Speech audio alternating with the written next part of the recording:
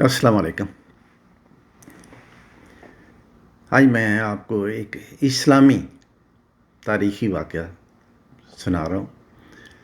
تو اس کو پوری ویڈیو کو دیکھیں اور اس کا یعنی کہ جو بھی آپ کو سبق ملے اس پہ عمل کرنے کی کوشش کریں اور اس ویڈیو کو شیئر کریں، لائک کریں اور کمنٹس میں اپنے خیالات کا اظہار کریں. اور اب بھی اگر آپ نے میرا چینل سبسکرائب نہیں کیا تو وہ بھی کر دیں. ایک زمانے میں یعنی کہ ایک بڑا نیک آدمی ہوئے ہیں، ابراہیم ادم. یہ وقت کے بادشاہ تھے. یہ وہ بادشاہ تھے کہ جن کے یعنی کہ بستر پہ 2.5 من گلاب کی پھولوں کی پتیاں یعنی کہ ڈالی جاتی تھی ہر روز، یعنی کہ سونے سے پہلے. وہ یعنی کہ اپنے بستر پہ یعنی کہ پتیوں کے اوپر سوتے تھے. تو وہ اسپیشل یعنی کہ ایک عورت کی ڈیوٹی تھی، تو وہ یعنی کہ وہ پتیاں لگاتی تھی، سب کچھ کرتی تھی. تو بادشاہ اپنا اس کے اوپر رات کو سو جاتا تھا، مزے کرتا تھا. تو وقت گزرتا گیا. ایک دن وہ جو نوکرانی تھی اس کے ایسے ہی دل میں آیا کہ یہ جب اس کے اوپر اتنی پتیاں ڈالتے ہیں، اوپر جو سوتا ہوگا اس کو کتنا مزہ آتا ہوگا. تو میں ذرا چیک تو کروں. تو وہ چیک کرنے کے لیے نا وہ اس پتیاں ڈال کے اس کے اوپر لیٹی تو اس کو نیند آ گئی. اس کی آنکھ لگ گئی. جب آنکھ لگی تو آنکھ اس کی اس وقت کھلی جب اس کو کوڑے لگ رہے تھے.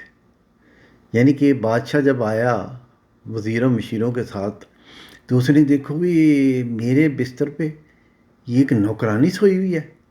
اس نے ان کو جلادوں کو بلایا کہ اس کی چمڑی ادھیڑ دو. تو وہ یعنی کہ اس کو جب کوڑے پڑنے شروع ہوئے تو پھر تو جاگ آنی تھی نا.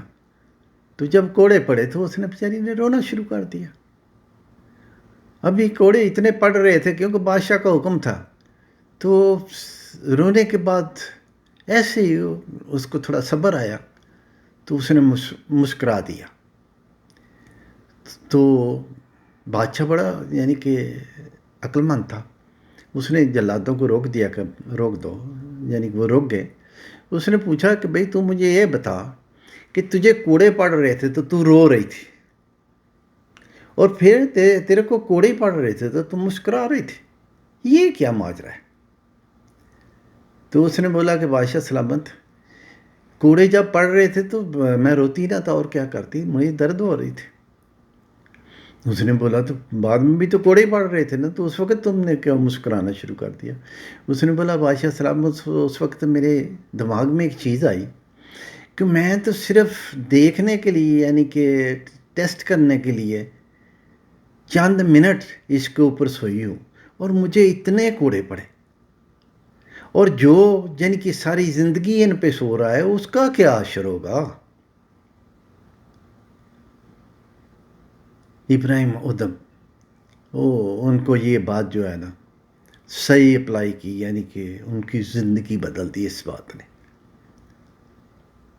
انہوں نے جناب بادشاہ چھوڑی اور اللہ کے راہ پہ نکل چلے. یعنی کہ انہوں نے بادشاہ کو خیر بات کہہ دیا. تو وہ ایک دن سمندر کے کنارے پہ، یعنی کہ جب بادشاہ چھوڑ دی تو انہوں نے اپنے ماموں کو یعنی کہ بعد میں بادشاہ دی تھی. تو ایک دن سمندر کے کنارے پہ یعنی کہ جیسے درویش لوگ پھر ایسے ہی کرتے ہیں نا، جنگلوں میں چلے جاتے ہیں، سمندروں میں. تو یہ سمندر کے کنارے پہ بیٹھے ایسے ہی یعنی کہ وہ ریت سے گھر بنا رہے تھے یا جو کچھ بھی کر رہے تھے. تو وہ ماموں ادھر آ گیا. تو اس نے جب دیکھا کہ بھانجا یہ کس حالت میں ہے، تو انہوں نے بولا کہ بھانجے دیکھ، وہ بادشاہ تیری ہے، آج بھی واپس آ جا اور اس پہ بیٹھ جا. تو انہوں نے جب سنا تو ہنس دیا.